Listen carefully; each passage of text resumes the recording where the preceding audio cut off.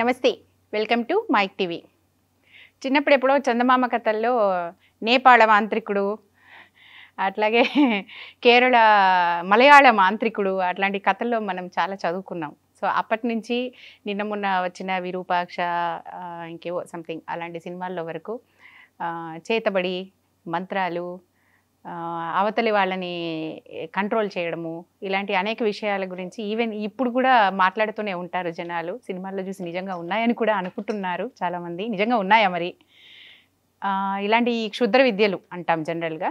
ఈ క్షుద్ర విద్యల వెనుక ఏమైనా సైన్స్ ఉందా? భయపడాలా నిజంగానే? దీని గురించి మన ప్రొఫెసర్ రామచంద్రయ్య గారు, Jana Vignana Vedika founder, member and NIT Warangal retired professor ఏమంటున్నారో చూద్దాం. నమస్తే సార్. నమస్తే మేడం. సార్, ఇందాక నేను చెప్పినట్టు కథల్లో చదువుకోవడానికి బాగుంటాయి ఫ్యాంటసీలు. మరి ఇలాంటి ఫ్యాంటసీలు నిజంగా ఉన్నాయంటే మన రోజువారీ మన సమాజంలో కూడా, మన పక్కింట్లోనో ఎదురింట్లోనో వాళ్ళు కూడా వాళ్ళకి చేతబడి చేశారు, అందుకే ఇలా అయ్యారు, మొన్నటి వరకు బాగానే ఉన్నాడు, వాళ్ళ కుటుంబం కుంగిపోయింది, ఇలాంటి మాటలు వింటూ ఉన్నాం. మనం చాలా సందర్భాల్లో వార్తలు కూడా చూస్తూ ఉన్నాం. ఫ్యామిలీస్ లేదంటే ఒక అమ్మాయో ఒక అతనో చేతబడి చేశారని చెప్పి చెట్టు కట్టేసి కొట్టడం, అలాంటి ఇన్సిడెంట్స్ కూడా విన్నాం. సో దీని గురించి మీరేమంటారు సార్? చేతబడి, బాణమతి వంటి క్షుద్ర విద్యలకు ఏ విధమైనటువంటి శాస్త్రీయ ఆధారాలు లేవండి. ఒక రకంగా చెప్పాలంటే క్షుద్ర విద్యలు లేనటువంటి సమాజాన్ని మనం ఆవిష్కరించాలి. అందుకోసం మీరైనా, మీ స్టూడియో అయినా సరే, మేమైనా సరే, అందరం కూడా ఐకమత్యంగా కృషి చేసి మన భారతీయ సమాజంలో ఈ క్షుద్ర విద్యలకు ఏ రకమైనటువంటి ఆస్కారం లేకుండా చేయాలి. ఎందుకంటే మన దేశాన్ని అంతర్జాతీయంగా కాస్త వెనకబట్టు పట్టించేటువంటి ఒకనొక దుస్సంప్రదాయాల్లో, అలాగే అవాంఛనీయమైనటువంటి ఛాందస భావాల్లో ఈ క్షుద్ర విద్యలు, బాణమతి, చేతబడి అలాంటివి కూడా కొన్ని ఉన్నాయి. జన విజ్ఞాన వేదిక కొన్ని దశాబ్దాలుగా ఈ క్షుద్ర విద్యల బారిన పడ్డారు అటువంటి వార్తలు ఏదైనా సరే గ్రామాలు ఉన్నప్పుడు మేము గ్రూపులుగా వెళ్ళి అక్కడ ఉన్నటువంటి ఎవరైతే క్షుద్ర విద్య జరిగిందని ఆపాదిస్తున్నారో వాళ్ళను, క్షుద్ర విద్య చేశారు అనే పేరుతో కొంతమందిని హింసిస్తుంటే వాళ్ళను కలిపి పోలీసు యొక్క సహకారంతో నిజమైనటువంటి వాస్తవం ఏంటో వాళ్ళు చెప్పేసి క్షుద్ర విద్యల నుంచి వాళ్ళను పూర్తిగా ఆ రకమైనటువంటి భావజాలాల నుంచి పూర్తిగా విముక్తుల్ని చేయడం కోసంగా మేము శ్రాయశక్తులా కృషి చేస్తున్నాం. మీరు మంచి ప్రశ్న వేశారు కాబట్టి ఇది ఒక అవకాశంగా భావించుకొని మేము క్షుద్ర విద్యల పట్ల, ముఖ్యంగా బాణమతి, చేతబడి పట్ల అసలు వాస్తవాలు ఏమిటో ప్రజానీకానికి తెలియజేయాలని అనుకుంటున్నాం. ఇప్పుడు బాణమతి కానీ, చేతబడి కానివ్వండి, క్షుద్ర విద్యలు కానివ్వండి, వాటి మధ్య ఉన్నటువంటి అసలు ఒక సాధారణ వ్యవహారం ఏంటంటే, ఒక క్షుద్ర విద్య చేసేటువంటి వ్యక్తి, లేదా బాణమతి చేసే వ్యక్తి, లేదా చేతబడి చేసేటువంటి ఒక మాంత్రికుడు లేదా తాంత్రికుడు ఏం చేస్తాడు? ఆయన ఒక బొమ్మను తీసుకొచ్చుకొని ఆ బొమ్మనులోకి ఎవరినైతే ఆయన హింసించదలుచుకున్నాడో, ఎవరిమైతే తాను పగ సాధించుకోవాలని అనుకుంటున్నాడో, లేకపోతే ఎవరినైతే హింసించాలని చెప్పేసి ఒక క్లయింట్గా ఎవరైనా వచ్చినప్పుడు వాళ్ళ యొక్క భాష ప్రకారంగా పలాని వాడు నన్ను మోసం చేశాడు, వాడిని ఎట్టొకట నువ్వు హింసించాలని చెప్పేసి ఒక క్లయింటు ఈ మాంత్రికుడికి తాంత్రికుడి దగ్గరికి వస్తాడు. అప్పుడు ఆ తాంత్రికుడు లేదా మాంత్రికుడు ఏం చేస్తాడు? ఒక వస్తువును, ఒక రూపాన్ని, ఒక చిన్న బొమ్మను తయారు చేసి ఆ బొమ్మను మీద సూదులు కూర్చడం ద్వారా కానివ్వండి, లేకపోతే అదొక భంగిమ, చేతబడి అనేది భంగిమ.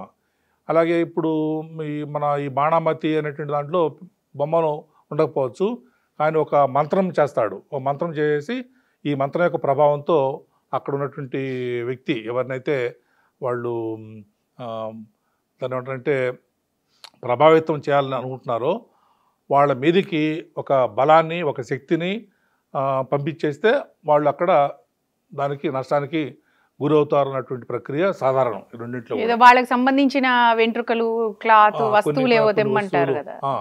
అంటే అది దాని క్యారెక్టర్ని అసైన్ చేయడం కోసంగా, అది వాళ్ళకే తగలాలి, పక్క వాళ్ళకి తగలకూడదని దానికోసంగా మనం సైన్స్ దాన్ని మార్కింగ్ అంటుంటాం. అలా మార్కింగ్ చేయడం కోసంగా అంటుంటారు. నేను చెప్పాలంటే అందులో సైన్సే లేదు. అసలు విషయానికి వద్దాం. ఇప్పుడు అది బొమ్మను గుచ్చడం ద్వారా కానీ, లేదా ఒక వెంట్రుకో లేకపోతే ఒక చిన్న వాళ్ళ వ్యక్తికి సంబంధించినటువంటి ఒక వస్తువు, ఒక జడో లేకపోతే బట్టనో, వాళ్ళు వాడినటువంటి ఏదో ఒక పరికరమో తీసుకొచ్చేసి దాని మీద ఒక మంత్రమో తంత్రమో చేయడం ద్వారా అది ఎక్కడో ఉన్నటువంటి వ్యక్తి మీదకి ప్రభావం కలిగిస్తుందంటే దాని అర్థం ఏంటంటే ఈ మాటల ప్రభావం, ఈ మంత్రాల ప్రభావం గాలిలో లేదా శూన్యంలో ప్రయాణించి ఆ వ్యక్తి మీద హాని కలిగించాలి. అంటే ఏ రకంగా ఆ వ్యక్తి మీదకి హాని జరగాలండి? అంటే ఆరోగ్యం ఖరాబు కావాలి, లేదా శరీరంలో కొన్ని మార్పులు రావాలి, లేదా వాళ్ళ ఆస్తిపాస్తులు తగ్గాలి, లేనిపోయిన నష్టాలు వాళ్ళకి రావాలి. ఆ రకంగా కొన్ని హింసాపూరితమైనటువంటి ప్రక్రియలు వాళ్ళు జరగాలి అనే ఉద్దేశంతోనే ఈ ప్రక్రియలు చేస్తున్నారు. ఈ విశాల విశ్వంలో మేడం ఏదైనా ఒక వస్తువు మీద ప్రభావం కలిగించాలంటే ఒక వస్తువు ఇంకొక వస్తువు మీద, లేకపోతే ఒక దృగ్విషయము, లేదా ఒక ఎంటిటీ అంటే ఏదైనా కావచ్చు, అది మనిషి కావచ్చు, ఒక ఎలక్ట్రాన్ కావచ్చు, ఒక ప్రాథమిక కణం కావచ్చు, ఒక గెలాక్సీ కావచ్చు, ఏదో ఒకటి కావచ్చు, ఏదో ఒక వస్తువు కావచ్చు. ఈ వస్తువు మరో వస్తువు పైన తన యొక్క ప్రభావాన్ని, తన యొక్క ఆజిమాయిషిని కొనసాగించాలంటే విశాల విశ్వంలో 4 మార్గాలు ఉన్నాయి, 4 బలాలు ఉన్నాయి. అంటే ఏది బలం లేకపోతే ఇది జరగదండి. ఇక్కడ ఏమిటంటే మంత్రబలము, తాంత్రిక బలము, క్షుద్ర విద్య బలము అంటున్నారు. కానీ ఏ బలాలు అనేటువంటి విశాల విశ్వంలో ఉన్నాయంటే 4 బలాలు ఉన్నాయి. ఈ 4 బలాల్లో 2 బలాలు పరమాణు యొక్క కేంద్రకంలో మాత్రమే ఉంటాయి. అంటే ఎంత దగ్గర, ఎంత వాటి యొక్క విశాలత, వాటి యొక్క పరిధి ఎంతంటే ఒక మీటర్ని, లేకపోతే ఒక సెంటీమీటర్ అనుకుందాం. సెంటీమీటర్ అందరికి తెలుసు కాబట్టి, సెంటీమీటర్ అంటే ఇప్పుడు ఈ గోరంతా, ఈ సెంటీమీటర్ అనేటువంటి దాన్ని మీరు 1,000,000 భాగాలు చేస్తే, మీరు అంటే 1,000,000 భాగాలు అంటే మీరు 100,00,000 పార్ట్స్ చేస్తే ఎంత తక్కువ భాగం వస్తుందో అంత తక్కువ భాగంలోకే వాటి యొక్క విస్తరణ అక్కడెక్కడే ఉంటాయన్నట్టు. అక్కడ గుడుగుడు గుంచారా అన్నట్టుగా అందులో ఉంటుంది తప్ప బయటకు రావు. వాటి పేర్లు ఏంటంటే బలమైన కేంద్రక బలాలు, స్ట్రాంగ్ న్యూక్లియర్ ఫోర్సెస్, లేదా బలహీనమైనటువంటి కేంద్రక బలాలు, లేదా వీక్ న్యూక్లియర్ ఫోర్సెస్. ఆ 2, ఈ 4 2 మటాష్. కేవలం పరమాణువు లోపల, ప్రపంచంలో కాదు, బయట మీకు నాకు మధ్య, ఈ స్టూడియోకు గోడకు నాకు మధ్య కాదు, ఈ సూర్యుడికి చంద్రుడి మధ్య, భూమికి సూర్యుడికి మధ్య కాదు, ఈ బాటలకి నాకు మధ్య, అణువు లోపల నుండి పరమాణు లోపల ఉన్నటువంటి పరమాణు అనేటిది ఒక సెంటీమీటర్ అనుకుంటే ఆ సెంటీమీటర్లో ఒక 10 కోట్ల వంతు భాగంలో మాత్రమే కేంద్రకం ఉంటుంది. మీరు మన చిన్న ఇప్పుడు హై స్కూల్లో అటామిక్ స్ట్రక్చర్లు కూడా మనం పరమాణు నిర్మాణంలో నేర్చుకుంటుంటాం. ఇక్కడ 4 బలాలు 2 బలాలు పోయినాయి, అక్కడే పరిమితం. మిగతా 2 ఏమిటి అంటే గురుత్వాకర్షక బలాలు. అంటే పదార్థానికి మధ్య, అంటే ద్రవ్యరాశి ఉన్నటువంటి ఏదేని 2 పదార్థాల మధ్య ఆకర్షణ ఉంటుందండి. గ్రావిటేషనల్ అట్రాక్షన్ అంటారు. వికర్షణ ఉండదు. గ్రావిటేషనల్ అట్రాక్షన్ ఇస్ ఆల్వేస్ అట్రాక్షనే. There is no repulsion in gravitational forces. దాని పేరు గురుత్వ బలాలు.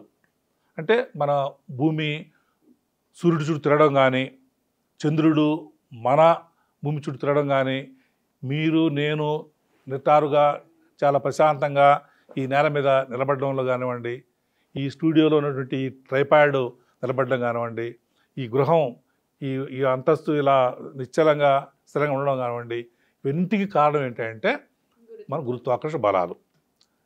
ఇవి ఒక 3వ బలం అండి. బయట ఉన్నది ఫస్ట్ బలం.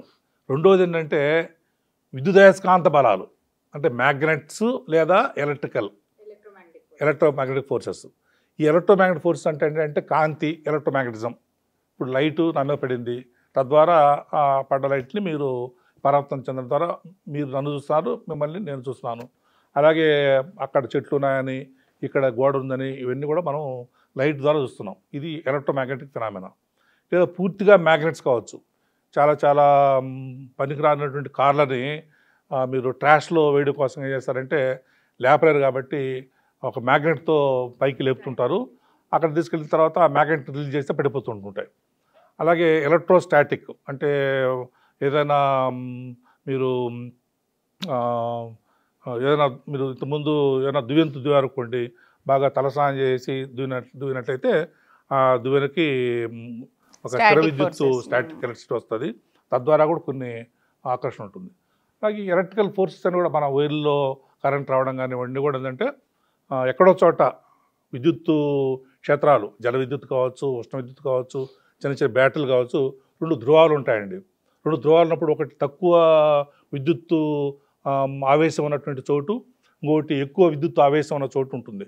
ధనం రుణం అంటాం. ఎక్కువ విద్యుత్తు ఆవేశం ఉన్న చోటును ధన రూపంలోను, తక్కువ విద్యుత్తు ఉన్న చోటును రుణం అనేటువంటి భాగంతో చూపిస్తున్నప్పుడు రెంటి మధ్య సమానత్వం రావడం కోసంగా ఏవైతే కదలగలుగుతాయో కదిలేటువంటి ఆవేశాలు, ముఖ్యంగా ఎలక్ట్రాన్లు, అవి తిరుగుతుంటాయి. తద్వారా కొన్ని యాక్టివిటీస్ జరుగుతుంటుంటాయి. మన మోటార్ తిరగడం కానివ్వండి, ఏసీ మిషన్ పనిచేయడం ద్వారా కానివ్వండి, కొన్ని చక్రాలు ఎలక్ట్రికల్ మన ఎలక్ట్రికల్ ట్రాక్షన్ రైల్స్ ఉన్నాయి కదండి, ఆ వీల్స్ తిరగడం కానివ్వండి, ఫ్యాన్లు తిరగడం కానివ్వండి, ఇవన్నీ కూడా విద్యుత్తు బలాలు, అయస్కాంత బలాలు లేదా కలగలిపి విద్యుదయస్కాంత బలాలు, ఇవి మాత్రమే ఉంటాయి. మరి ఈ వ్యక్తి మంత్రం చెప్పడం ద్వారా ఆ వ్యక్తి మీదకి ప్రభావం కలిగిందంటే ఈ రెండింటిలో ఏది? ఈ రెండే, ఇంకా ఆ 2 మర్చిపోదాం, అది కేంద్రకంలో ఉంటాయి, మర్చిపోదాం. ఈ 4టి మించి ఏ బలం లేదండి. ఎవరైనా చెప్పి లేదండి గ్రహ బలం ఉందంటే ఆ గ్రహ బలం కూడా గురుత్వాకర్షణ బలమే. మీరు ఏమైతే గ్రహాలు అంటున్నారో గ్రహానికి ఉన్న బలం అంతా గురుత్వాకర్షణ బలమే.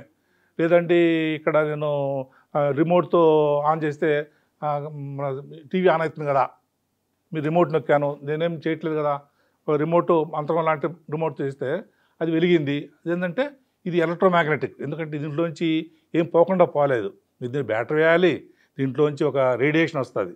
అది రేడియో ఫ్రీక్వెన్సీ కావచ్చు, లేదా బ్లూటూత్ అయితే రేడియో ఫ్రీక్వెన్సీ అండి. మన సెల్ ఫోన్స్ అవైతే మైక్రోవేవ్ ఫ్రీక్వెన్సీ. నేను ఏ వస్తువు లేకుండా నేను మీకు ఇక్కడి నుంచి ఫోన్ చేస్తే అమెరికాలో ఉన్నటువంటి మా అబ్బాయి ఫోన్ తీసుకుంటున్నాడు.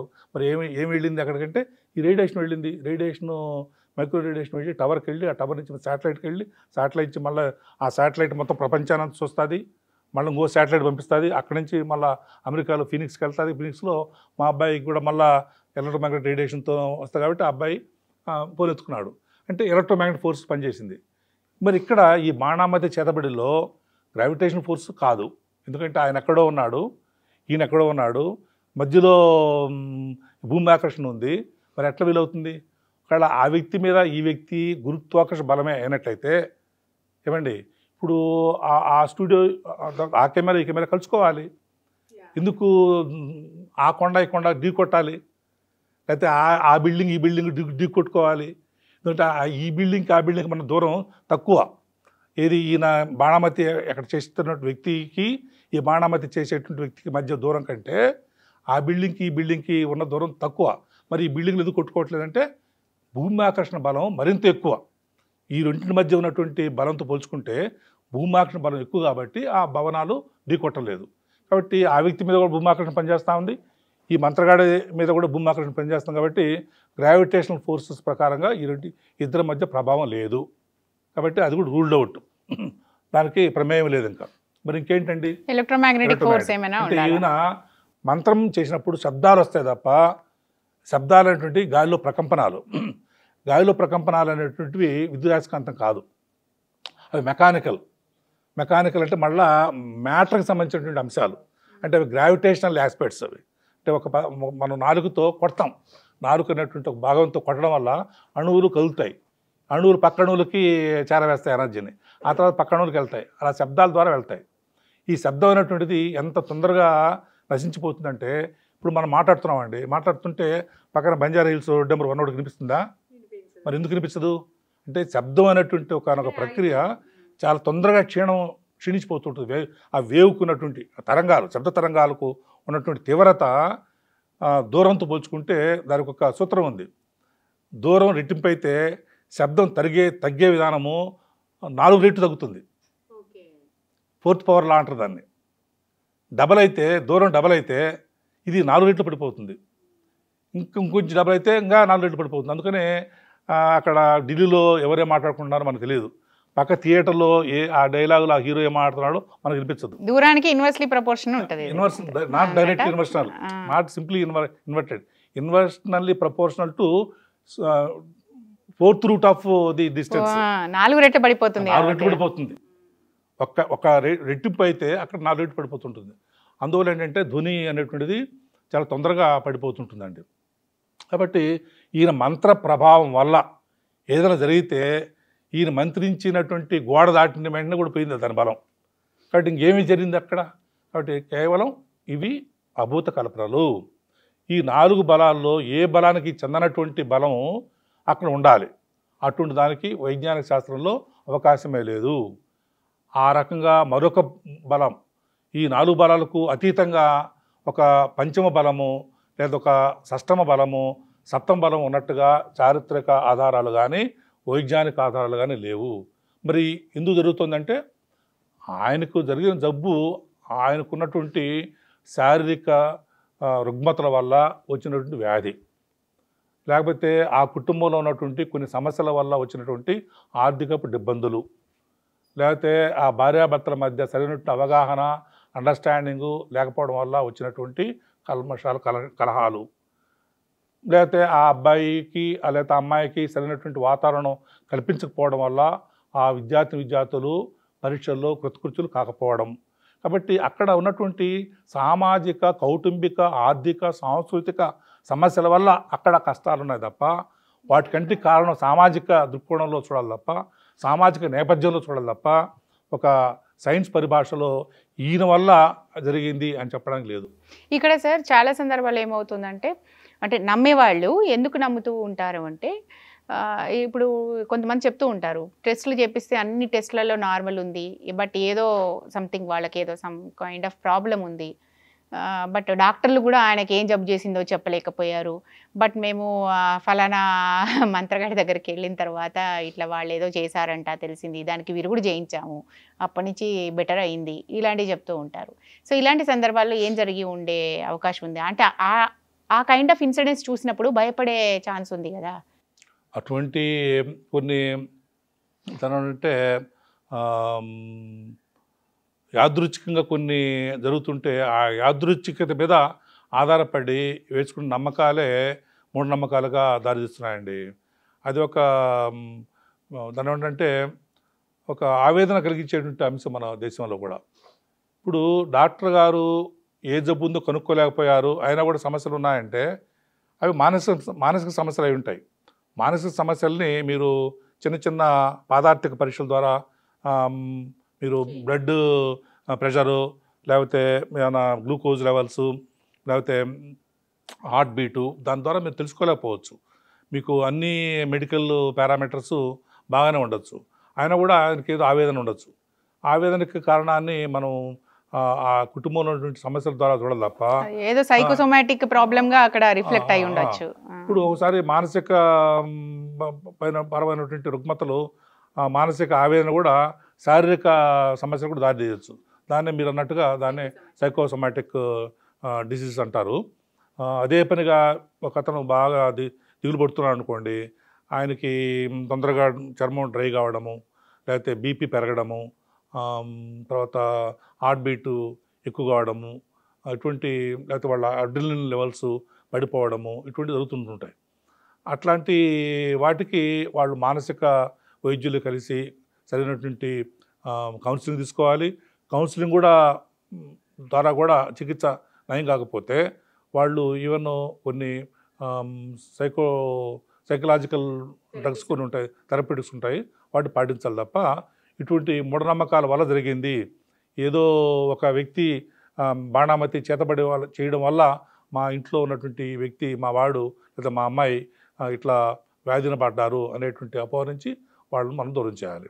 ఎందుకంటే బాణామతి చేతబడి అనే ప్రక్రియలకు ఏ రకమైనటువంటి శాస్త్రీయ ఆధారం లేవు. యాక్షన్ అట్ ఎ డిస్టెన్స్ అంటారు. అంటే నేను ఒక ప్రక్రియని దూరం నుంచి చేస్తున్నాను అంటే దాన్నే మన శాస్త్రీయ పరిభాషలో యాక్షన్ అట్ ఎ డిస్టెన్స్ అంటారు. నేను సెల్ ఫోన్తో కూడా టీవీలను ఆన్ చేయొచ్చు, ఆఫ్ చేయొచ్చు. ఈ మధ్యకాలంలో వచ్చిన స్మార్ట్ సెల్ ఫోన్స్తో, రిమోట్స్తో చేయొచ్చు. This is called as action at a distance, wireless transmission అంటుంటాం. అలా వైర్లెస్ ట్రాన్స్మిషన్ ద్వారా ఈ స్తోత్రాల ద్వారా, మంత్రాల ద్వారా ఓ వ్యక్తి మీద ప్రభావం కలిగించేందుకు ఏమాత్రం ఆస్కారం లేదు. ఇక్కడ బాణామతి చేతబడి అనేటువంటి ఇన్ ప్రిన్సిపల్ అన్సైంటిఫిక్, అవి హోక్స్. సార్ మీరు జన విజ్ఞాన వేదిక తరపు నుంచి అలా మీరు సాల్వ్ చేసిన ఇన్సిడెంట్స్ ఏమైనా ఉన్నాయా? అంటే మీరు ఎడ్యుకేట్ చేస్తూ ఉంటారు ఈవెన్ ఎస్పెషల్ ఇలాంటి ఇన్సిడెంట్స్ మీద. సో అట్లా మీరు ఏదైనా ఊరికి వెళ్ళి ఎక్కడన్నా ఫలానా వాళ్ళు చేతబడి చేశారు అనే కైండ్ ఆఫ్ ఇన్సిడెంట్స్ని మీరు ఫోకస్ చేసి సాల్వ్ చేసిన ఏమైనా ఉన్నాయా సార్? చాలా ఉన్నాయి మేడం, మంచి ప్రశ్న వేశారు. జన విజ్ఞాన వేదిక చేపట్టేటువంటి అనేక ప్రజా సైన్సు కార్యక్రమాలలో, అలాగే ప్రజా సంక్షేమయుత కార్యక్రమాలలో బాణామతి చేతబడి జరిగింది. ఆ గ్రామాల్లో ఉన్నటువంటి కొంతమందిని చెట్ల కట్టేసి కొట్టారు, హింసించారు, లేకపోతే చనిపోయేంత వరకు కూడా దాని సజీవ దహనం చేశారు. అటువంటి వార్తలు వచ్చినప్పుడల్లా మేము వెంటనే స్పందించి పోలీసు శాఖ యొక్క సహకారంతో ఆ గ్రామాలకు వెళ్ళి దాదాపు ఒక వారం రోజుల పాటు కూడా అక్కడ ఉండి కొన్ని మేము మ్యాజిక్లు కూడా చేయడం ద్వారా చూడడానికి చాలా తమాషాగా ఉంటాయి, ఏదో వింతలు విడ్డూరాలుగా మంత్రతంత్రాలుగా ఉంటాయి, అయినా కూడా వాటి వెనకల శాస్త్రం ఉందని చెప్పేసి మేము వాటి రుజువులు చేయడం ద్వారా వాళ్ళను ఎడ్యుకేట్ చేస్తున్నాము. అటువంటి ప్రక్రియలు, అటువంటి దాని ఏంటంటే అసాంఘిక కార్యక్రమాలు, అమానుష కార్యక్రమాలు పునరావృతం కాకుండా మేము వాళ్ళను ఎడ్యుకేట్ చేస్తుంటుంటాము. చాలాసార్లు మేము ఇబ్బందులు కూడా మేము కూడా దాడికి గురైనటువంటి సందర్భాలు ఉన్నాయి. మీకేం తెలుసు, మీరు డబ్బులు తీసుకొని వాళ్ళ దగ్గర డబ్బులు తీసుకొని మీరు వాళ్ళ పక్షాన నిలబడుతున్నారు, నిజంగానే వీళ్ళు మాకు హాని కలిగించారు, వీళ్ళ దగ్గర నుంచి ఎంత తీసుకున్నారు మీరు డబ్బులు కూడా మా మీద అపవాదు వేసినటువంటి రోజులు ఉన్నాయి.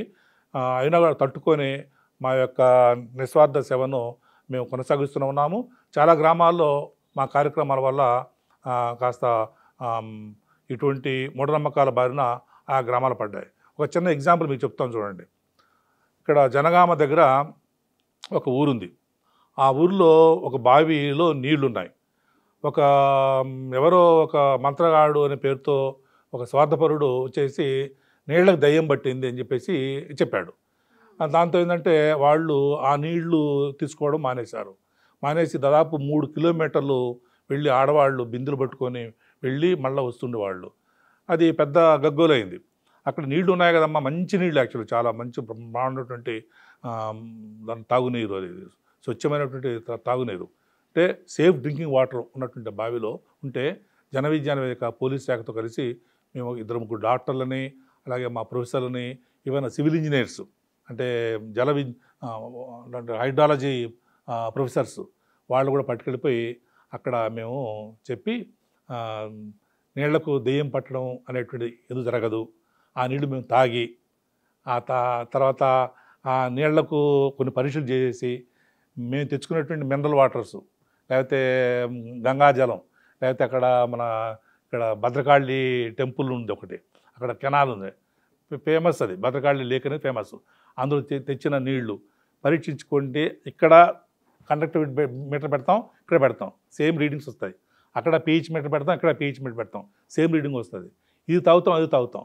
చూడు డాక్టర్లు తాగారు, వాళ్ళు తాగారు, ప్రొఫెసర్లు తాగారు, మాకేం కానప్పుడు మీకు ఎట్లా అయిందంటే అప్పుడు వాళ్ళు దాన్ని నమ్మేసి అప్పటి నుంచి వాళ్ళు మళ్ళీ ఆ బావిలో నీళ్లు తాగడం మొదలుపెట్టారు.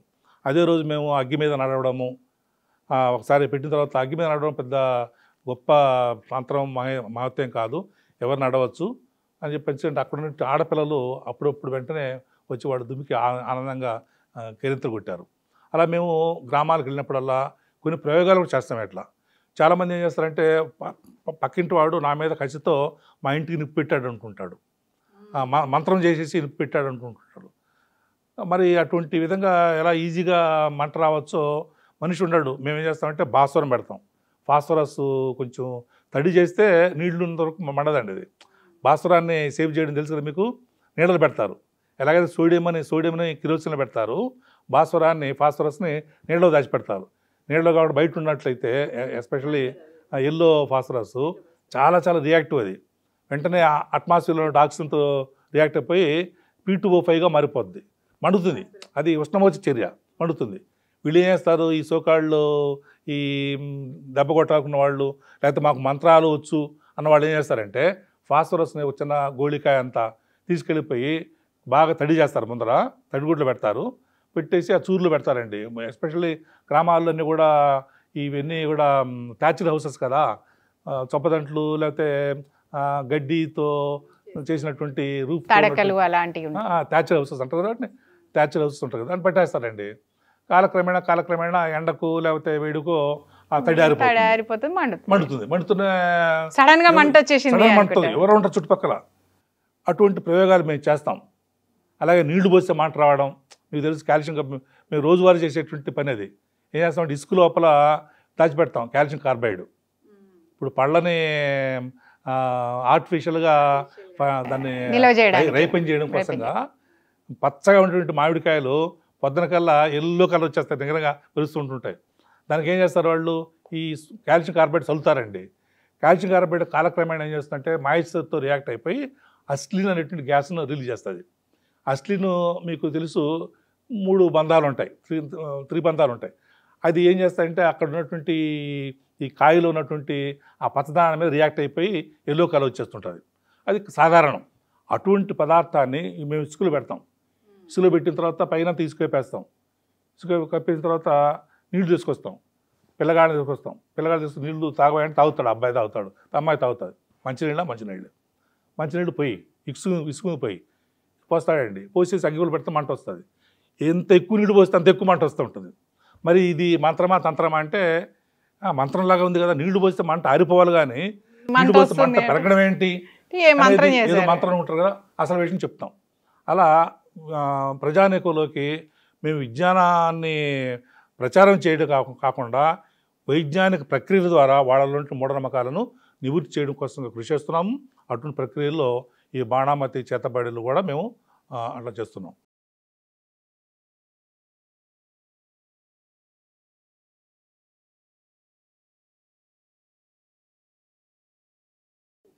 చాలాసార్లు అండి. ఇప్పుడు మేము ఎక్కడో ఆ గ్రామాల్లో కొంచెం చదువుకున్న వాళ్ళు, కాస్త సామాజిక స్పృహ ఉన్న వాళ్ళు, మానవతా దృక్పథం ఉన్న వాళ్ళు కొంతమంది ఉంటారు.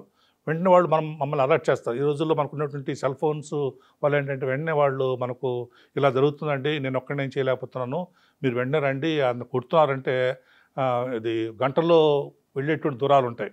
ఎందుకంటే మా విజ్ఞాన వేదిక ప్రతి ఒక్క జిల్లాలో ఉంది, ప్రతి ఒక్క మండలంలో ఉంది.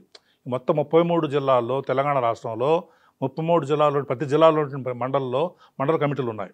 అంతా చదువుకున్న వాళ్ళు, డాక్టర్లు, రకరకాల వ్యాపకాలు ఉన్న వాళ్ళంతా కూడా ఈ మా వేదికలో పనిచేస్తున్నారు. ఇది పూర్తిగా స్వచ్ఛంద సేవతో నడిపేటువంటి వేదిక అది. వెంటనే దగ్గర ఉన్న వాళ్ళు వెళ్ళిపోయి అక్కడ వాళ్ళని రక్షించేటువంటి సందర్భాలు కూడా చాలా ఉన్నాయి. అలా కాపాడి దానికి సంబంధించిన ఎడ్యుకేషన్ అనేది ఇవ్వడం అనేది.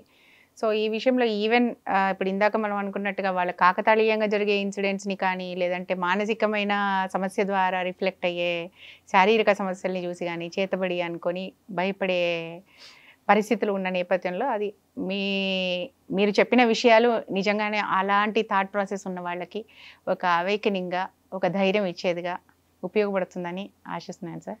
నమస్తే.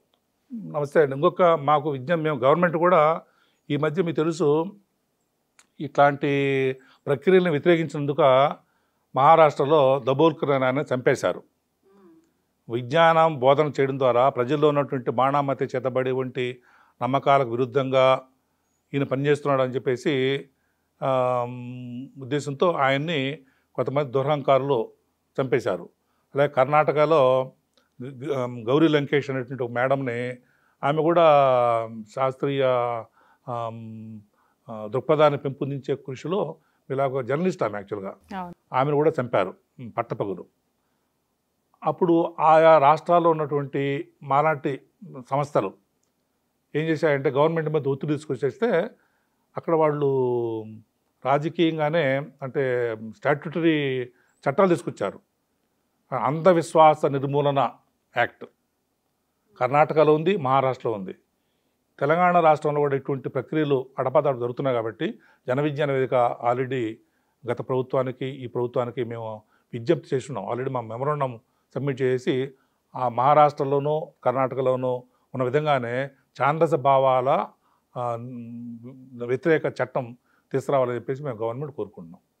ఓకే, చివరిగా మీరు గవర్నమెంట్కి పెట్టుకుంటున్న ఆర్జీ అంటే బాణామతి చేతబడినటువంటివి అవి అశాస్త్రీయము, అది అసాంఘికము అనేటువంటి చట్ట రూపంలోకి తీసుకురావడం అనేది మీ ఫైనల్.